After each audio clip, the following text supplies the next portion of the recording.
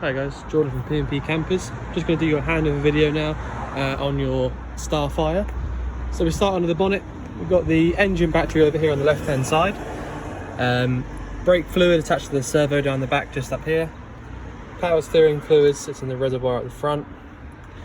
You check your engine oil from this dipstick down at the bottom, but you also fill up your engine oil from there as well by twisting this cap open. So that's where you get to your engine oil if you want to top it up. Engine coolant is up here, and you see there it's cold at the moment and it's at the perfect level. Your air filter is just down here. Actually, put those back up in a sec. There you go. So air filter sits under here, and then your washer fluid sits in this reservoir over on the right hand side.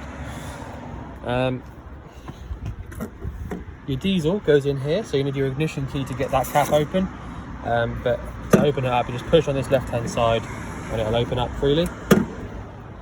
There's not really much to show you on the passenger side, to be fair, so I'll go around the other side in a minute and show you all the bits in the cab.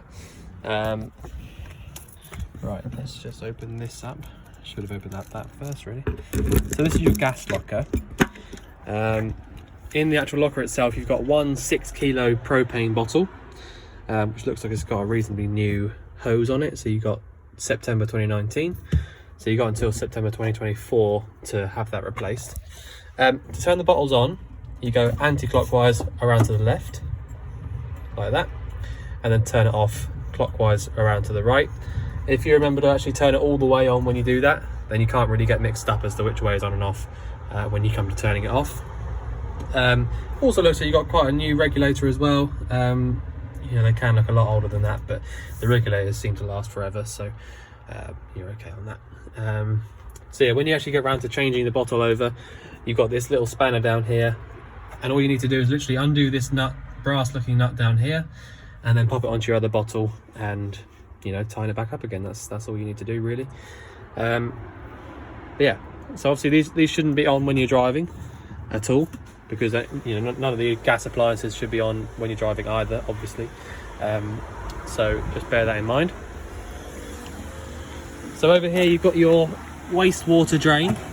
So if I drop that down and open up the actual tap there, it would drain out all your wastewater. And on the other side there is one for the fresh as well, just underneath where the actual fresh water goes in. Little D-bar here, which will open up if you pull this down after unlocking the little lock there. And then also on the actual door itself, you've got a little retainer. So when you open up the door, it will latch in there.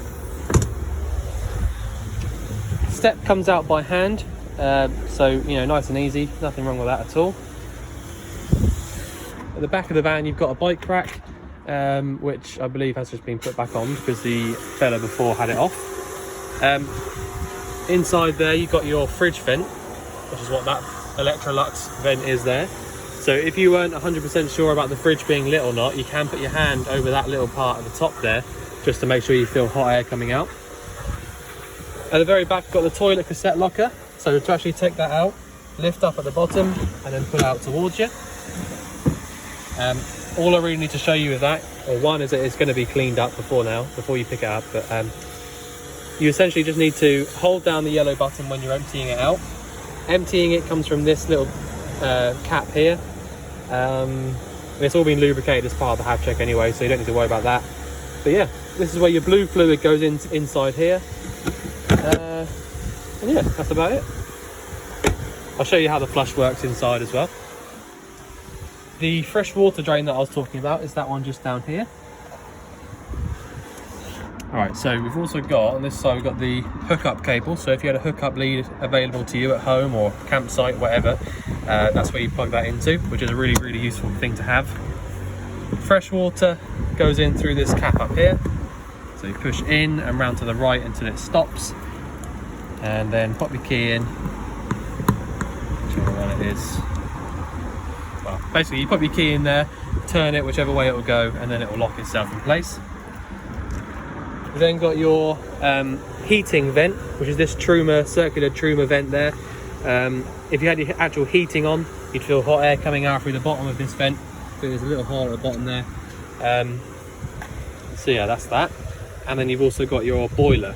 So it's a Carver water heater, and the actual way to drain it out is this screw down here. So if you had a big flathead screwdriver, pop that in there, slowly turn it out, and sort of like draining oil, if you sort of turn it so that it starts seeping out, and then allow it to go all the way out afterwards.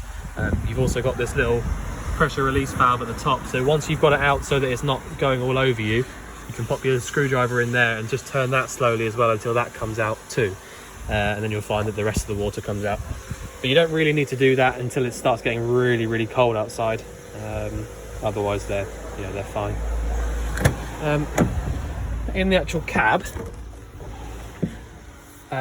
this van drives lovely, by the way. I've actually driven it myself, and it is a nice little thing to drive.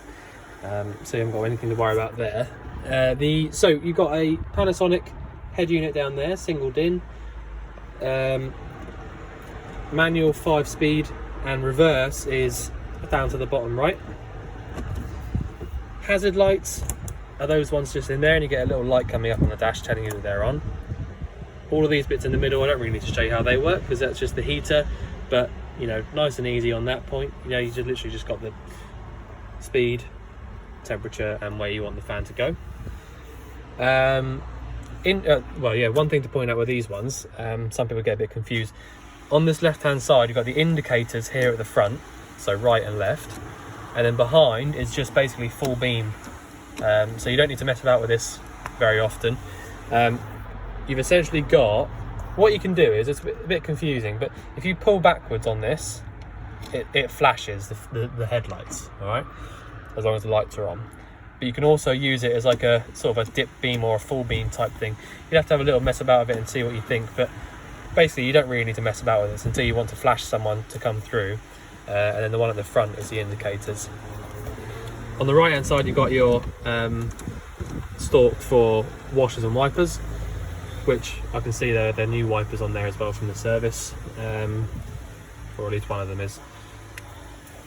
Got lights, so side lights, and then main beam, and you also got your headlight aim dial there as well. So usually just leave that exactly where it is, unless you're towing something.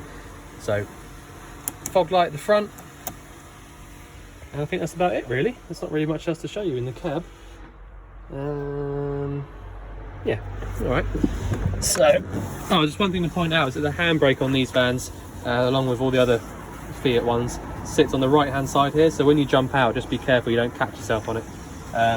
It sounds funny but it does hurt. So just bear that in mind. Right, so I've done the bonnet and all that. Alright, so I'll just hop inside quickly and just show you around here. So don't worry, it does still need cleaning. Right, so first off we've got your 4-burner hob at the top.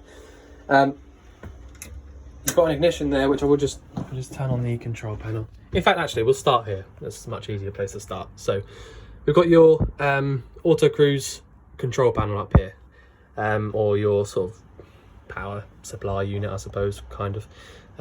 So you've got your button here, which is red, so that says charger supply. So if I had a hookup cable plugged in, this would be illuminated because I've got it on. And if I turned it off, then basically that means that the charger isn't charging the leisure battery anymore. So you want to leave that one on all the time because it won't do anything until you plug the hookup cable in anyway. Battery select, you want this one on van, unless you're an absolute, I don't know, if your leisure battery went totally flat, because van is leisure, car is the engine battery. So basically you're selecting which battery is powering everything. So if I have it down on van, which is leisure, if I go around now and turn on all the lights like they are now, use the ignition, all that kind of stuff, it's all being powered by the leisure battery. So if I then switch it over to car, like that, everything still works, but now it's all being powered from the engine battery, and then eventually I won't be able to start the van up because I've flattened the battery. So leave it down on van, unless you want it all off, which is just in the middle. So for now, I'm going to leave it on van. The next one, we've got pump. So you've got external and internal. The external doesn't apply to this van. It's just there just in case you have an external pump point, but you don't. So leave that one down on internal. So now, once I've done that, I've got the battery light on van and I've got the pump on internal. I can come over to the tap and the water will come freely. So that's on cold. So the first thing you want to do when you come into the van is exactly what I've just done there.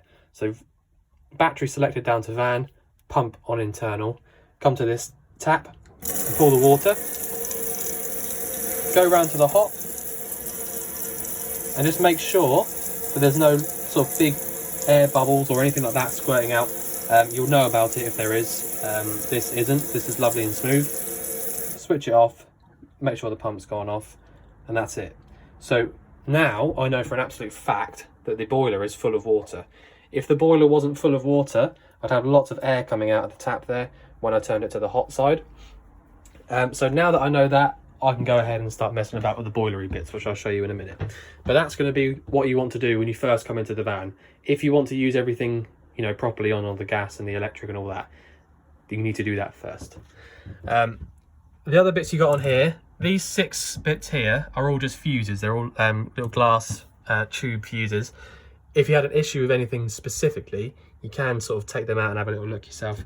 Obviously, get in touch with us, but you know, they're there if you want to look at them. And then finally, this little switch at the bottom, you've got test, battery, and water. So whichever battery you've chosen on this battery select dial up here, the test will show you that battery. So at the moment we're on van, so we're on the leisure battery. So if I click up on battery, we've got a full battery. So that's the top dial you're looking at, the red, yellow and green. So test all the way up to the very top, and that's perfect. So I haven't got a hookup cable plugged in or anything like that. It's not charging. So it just shows you that it's a really, really good battery. And if I test the water, I look at the bottom scale, and there you go. You see it's got half a tank of fresh water, or just under. All right, so this fan has clearly been looked after, because sometimes these little dials don't actually work. So, you know, it's been looked after for its life. Up here as well, sort of like they put it here so it's nice and easy to get to, which it really does help. You've got your RCD and MCBs. So you've got a little bit underneath each of these MCBs which says water heater, socket, charger and fridge. So if you had an individual problem of any of those things, you can just make sure that these are all in the up position. But normally, if you plugged something dodgy into one of the plug sockets around the van, this one on the left-hand side would be the one that trips. So that's your RCD. So basically, it's you know, all of your 240 volt hookup parts are just there. But yeah, so that's it. That's the control panel. So like I said, once you've got your power on the van, you can then sort of use your ignition. So ignition for all 4 burners, grill and oven, is this button here. A really nice strong spark as well. And I'm not actually even going to show you how they work, because they're so easy. It's literally like any household cooker. You've got a little diagram on the front of these which tells you exactly which one they're for. So as long as you've got your gas on in the locker, which I don't at the moment, you've got top left, bottom left, and so on and so on. So you've got grill, and the last one should be the oven.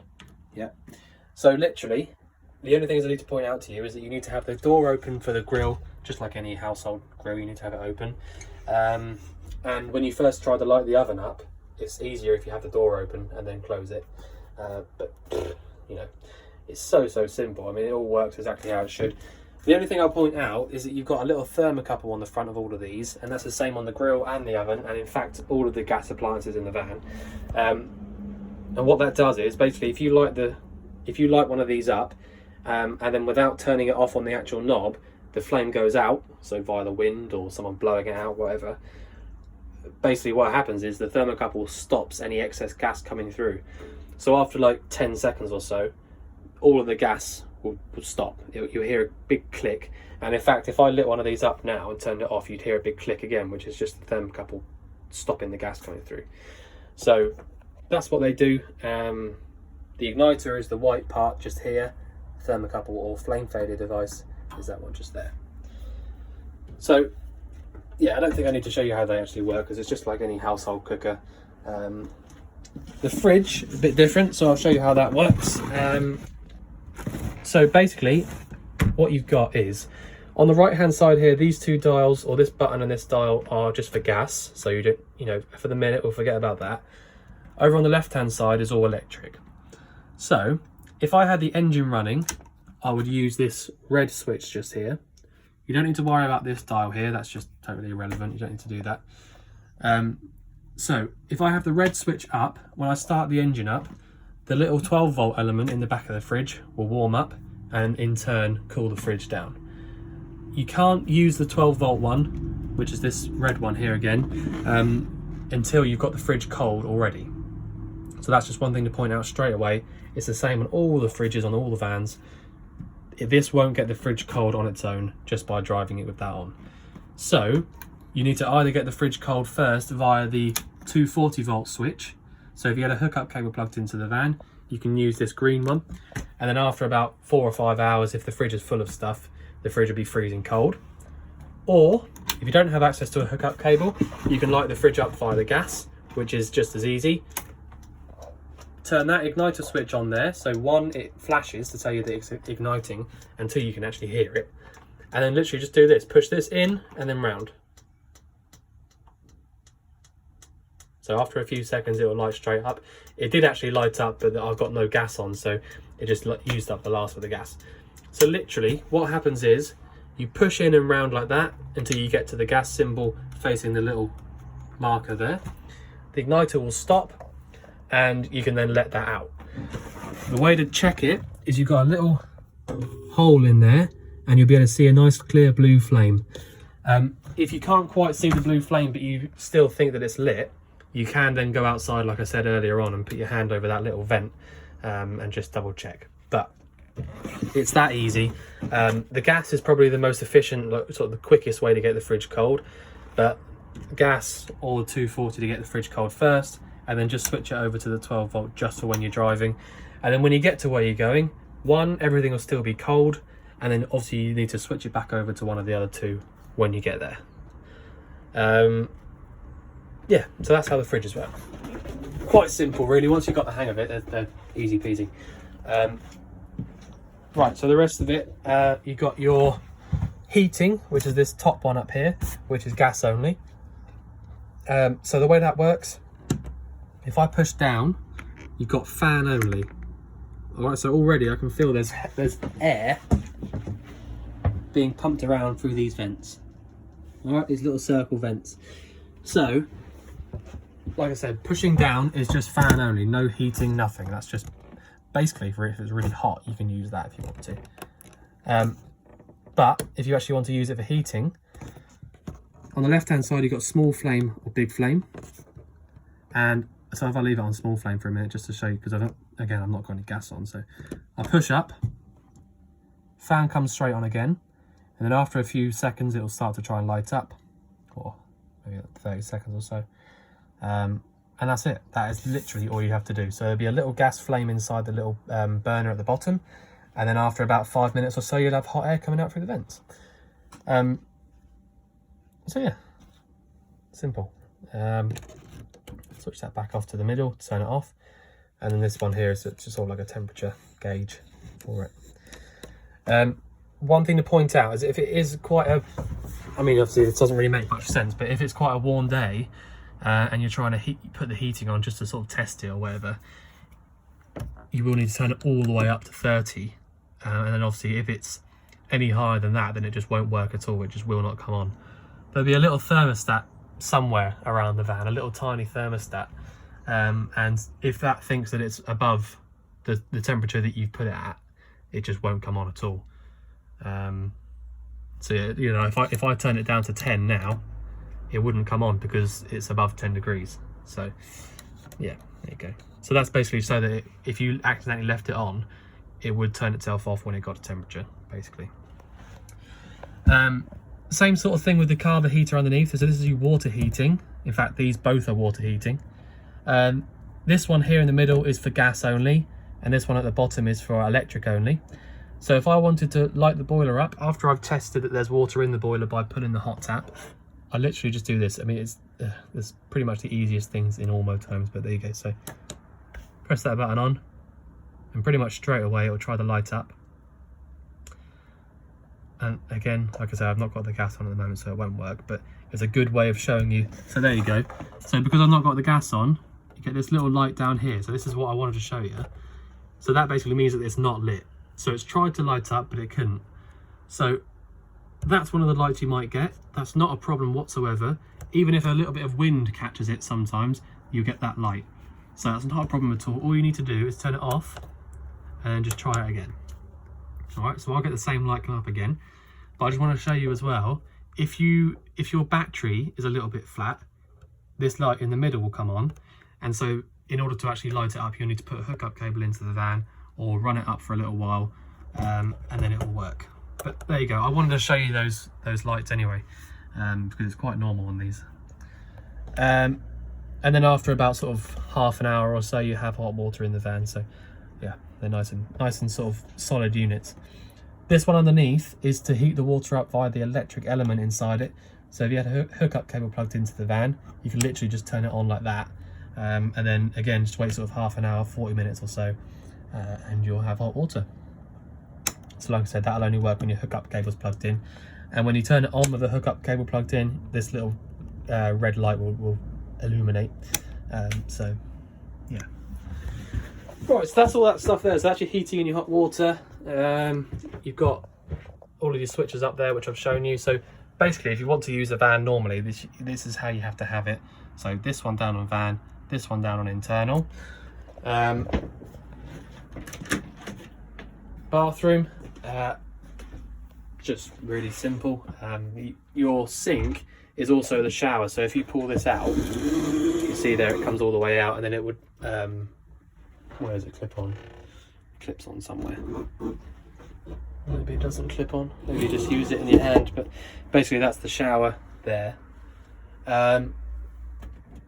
Light switch for these lights around the top is just that one here. Toilet is nice and simple. You've got a fresh water flush in this system, so you don't have to fill up any separate flush fluid. So literally push down on that, and you see there's flush. It's just basically flush the toilet, and then you empty it out, pull that around, and then close it back. It's important to close it back again, because if you go to take the cassette out and you haven't closed it back, you won't be able to take the cassette out whatsoever. It won't do anything. So as long as you've got that closed, well, for two reasons really. That one, so you can't take it out otherwise, but also if you leave it open, you know, the smells that come into the van are terrible. So just make sure that you do that. Just shut this window up. Right, so I think that is about all I can show you. I can't really think of much else. Covered over the top, just bits and pieces in it. All the carpets for the van are there. That's because we need to clean the floor up and all that, but you know, it's up to you if you want to keep them in or not. Don't have to. But yeah, so I think I've shown you everything I can. If you think I've missed anything out, then obviously let us know. But otherwise, I look forward to seeing you soon to collect your van. Thanks very much.